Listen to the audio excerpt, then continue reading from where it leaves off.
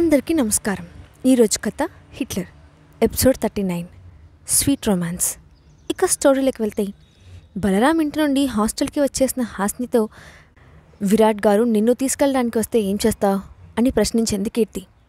నేను ఎక్కడికి వెళ్ళను కీర్తి, ఇక్కడే ఉంటాను అని మొండిగా బదులిచ్చింది హాస్ని.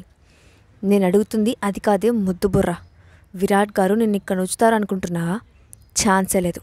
నువ్వు అక్కడ లేవని తెలిసిన మరుక్షణం నిన్ను వెతికి పట్టుకొని మరీ ప్యాలెస్కి తీసుకెళ్ళిపోతారు. సో ఏం చేసినా 1-2 సార్లు ఆలోచించి చెయ్యి అని హాస్నికి డిప్ప మీద ఒకటి పీకి చెప్పింది కీర్తి. అబ్బా, ఎందుకే తల మీద అలా కొట్టి చంపుతున్నావు అని చిరాకు పడింది హాస్ని. కొట్టి చెబితే కానీ తమరికి అర్థం కాదు కదా అని రివర్స్ ఇచ్చింది కీర్తి. సరే, నీకేమైనా వర్క్ ఉంటే చేసుకో, నేను కాసేపు అలా పడుకుంటాను, ఈవినింగ్ లైబ్రరీకి వెళ్దాం అని కీర్తికి చెప్పి చక్కగా గురకపెట్టి మరీ నిద్రపోయింది హాస్ని. అన్నట్టుగానే సాయంత్రం ఇద్దరూ కాలేజ్ లైబ్రరీకి వెళ్లారు. కీర్తి తన అసైన్మెంట్ పూర్తి చేస్తూ ఉంటే హాస్ని మాత్రం లైబ్రరీ అంతా తిరుగుతూ పెద్ద చదివేదానిలా అన్ని సెల్ఫ్స్ వెతికి వామ్ ఫైర్ డైరీస్ అనే స్టోరీ బుక్ తీసుకొచ్చి కీర్తి ఎదురుగా కూర్చొని చదవడం మొదలుపెట్టింది.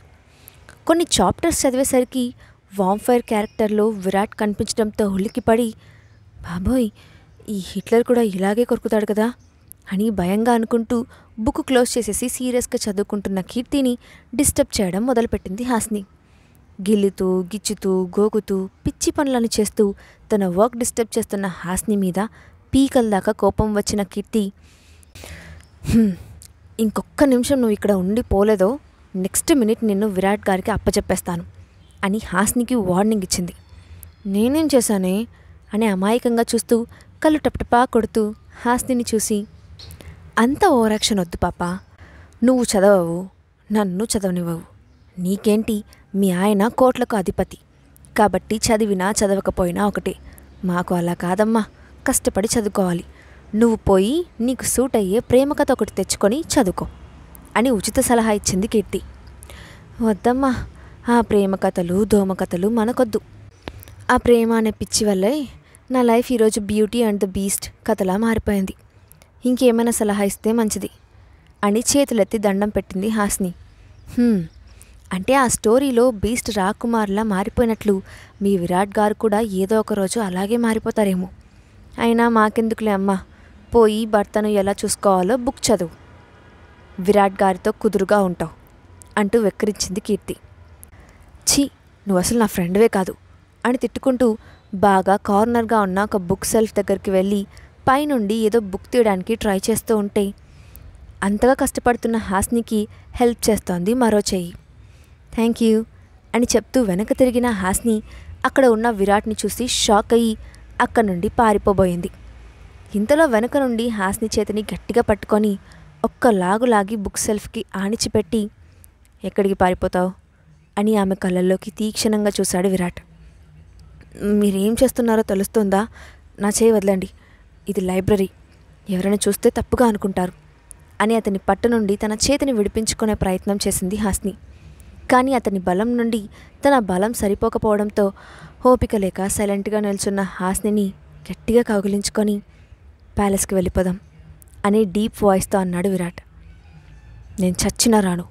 ఆ రోజు కిడ్నాపర్తో కాల్ చేస్తే నా భార్యను నేను సేవ్ చేసుకుంటాను, వస్తాను అని నిత్యకు చెప్పారు కదా, ఇప్పుడు కూడా అక్కడికే వెళ్ళండి, నాకేం అక్కర్లేదు. నేను ఎవరి విషయంలోనైనా చాలా ఫెయిర్గా ఉంటాను. నిత్య బదులు నన్ను పెళ్లి చేసుకున్నారు కాబట్టి నేను పక్కకు తప్పుకుంటాను, మీరు హ్యాపీగా ఉండండి తనతో అని పెద్ద ఆలిందదానిలాగా మాట్లాడింది హాస్ని.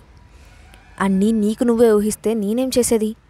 నేను అలా అనడానికి ఒక కారణం ఉంది, అది నీలాంటి మట్టి బుర్రకు అర్థం కాదులే అని హాస్ని నెత్తి మీద ముద్దు పెట్టాడు విరాట్. నేనేమీ మట్టి బుర్రను కాదు, నాకు అన్నీ తెలుసు.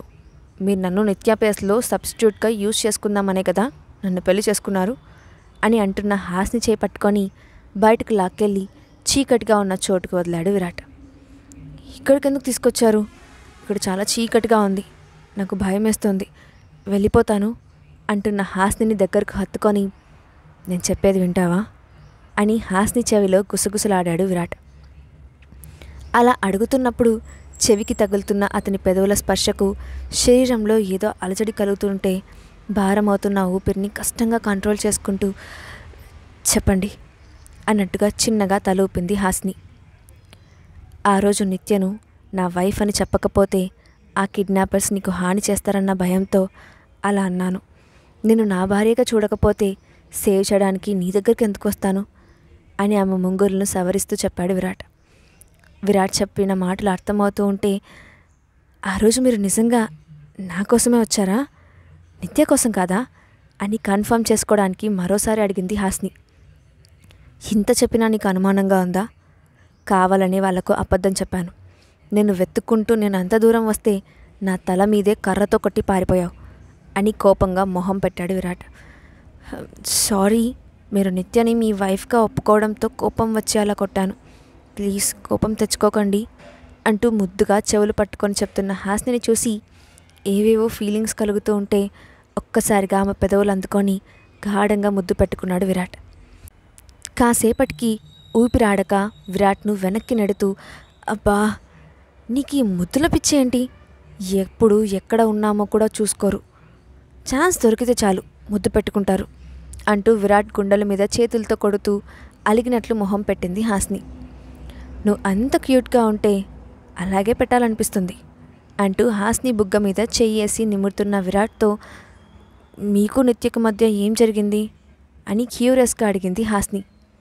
ఇప్పుడు ఆ టాపిక్ ఎందుకు, అది గడిచిపోయిన కథ, తెలుసుకోవాల్సినంత అవసరం లేదు అని చిన్నగా చెప్తూ మరోసారి ముద్దు పెట్టడానికి ముందుకు వచ్చాడు విరాట్. బాబోయ్ మీకొక నమస్కారం అంటూ తన చేతిని విరాట్ పెదవులకు అడ్డుగా పెడుతూ, మిమ్మల్ని ఒక క్వశ్చన్ అడుగుతాను, ఆన్సర్ చెప్తారా అని ఆశగా అడిగింది హాస్ని. అన్నట్లు విరాట్ సైగ చేయగానే, సపోజ్ నేను నిత్య ఇద్దరూ నీళ్ళల్లో పడిపోతే ముందు ఎవరిని సేవ్ చేస్తారు అని తింగరి ప్రశ్న వేసింది హాస్ని. అన్న విరాట్ను విసుగ్గా చూస్తూ, ఏంటి గోలా, నోటితో సమాధానం చెప్పండి అని కోపంగా చెప్పింది హాస్ని. దాంతో తన పెదాల మీద ఉన్న హాస్ని చేతిని తీసి, ఇడియట్, చేతిని నా నోటికి అడ్డుగా పెట్టి మాట్లాడమంటే ఎలా మాట్లాడేది అని హాస్ని నెక్ మీద ఒక బైట్ చేశాడు విరాట్. ఆహా బీస్ట్ అని గట్టిగా అరిచి విరాట్ను వెనక్కి తోసి, దూరంగా ఉండి ఆన్సర్ చెప్పండి, నాకు మీ మీద నమ్మకం లేదు, చెప్పండి ఎవరిని సేవ్ చేస్తారు అని మరోసారి అడిగింది హాస్ని. నేను ఎవరిని సేవ్ చేస్తానంటే లాస్ట్ టైం ఎవరిని కాపాడానో ఈసారి కూడా వాళ్ళనే సేవ్ చేస్తాను అని తెలివిగా చెప్పాడు విరాట్. లాస్ట్ టైం అంటే ఎప్పుడు? కిడ్నాప్ జరిగినప్పుడా? ఎవరిని రక్షించారు అని ఆతృతగా అడిగింది హాస్ని. ఏమో నాకేం గుర్తులేదు అని అల్లరిగా అన్నాడు విరాట్.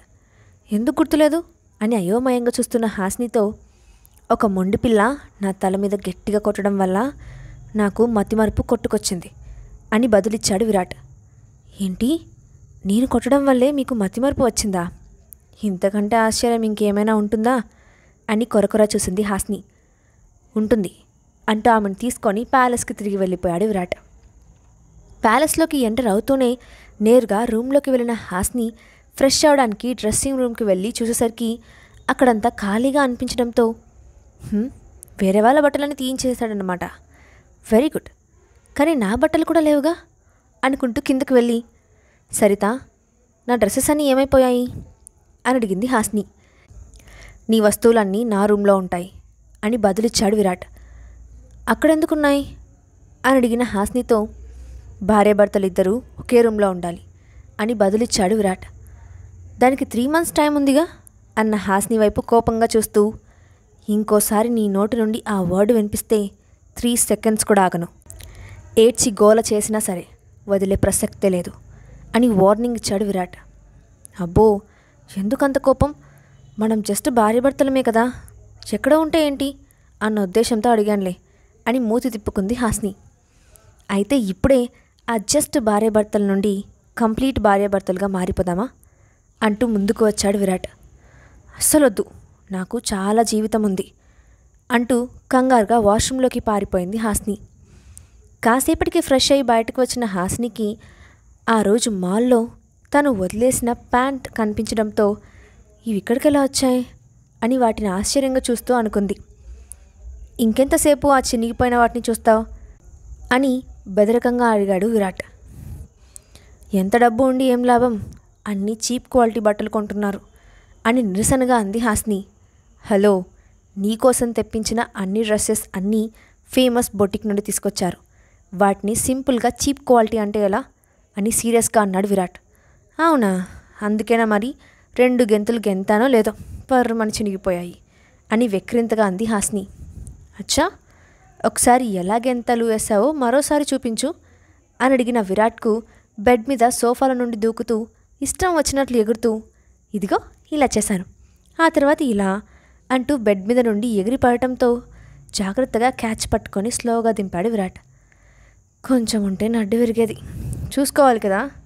ఇదిగో ఇలా దూకి ప్యాంట్ చింపుకొని నన్ను అంటున్నావు, అయినా కోతి పిల్లల్లా కుప్పిగంతులేంటి అని చిరుకోపంతో చూశాడు విరాట్. ఏం కాదు, మీరే కావాలని అంటున్నారు అని మొహం మార్చుకుంది హాస్ని.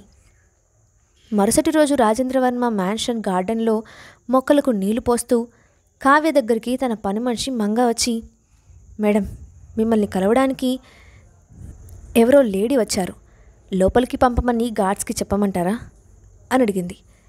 ఇంతకీ వచ్చిన వాళ్ళు ఎవరు అని అడిగిన కావ్యకు మంగ చెప్పిన సమాధానం విని ఆశ్చర్యంతో కళ్ళు పెద్దవయ్యాయి. కావ్య అంతగా ఆశ్చర్యపోవడానికి కారణమేంటి, ఆ వచ్చిన వ్యక్తి ఎవరు? నెక్స్ట్ పార్ట్లో చూద్దాం. ఈ స్టోరీ అప్డేట్ ఎలా ఉందో కింద కామెంట్ బాక్స్లో మీ ఒపీనియన్ని షేర్ చేయండి. అలాగే ఇలాంటి మరిన్ని స్టోరీస్ కోసం మా ఛానల్ని తప్పకుండా సబ్స్క్రైబ్ చేసి పెట్టుకోండి. Thanks for watching.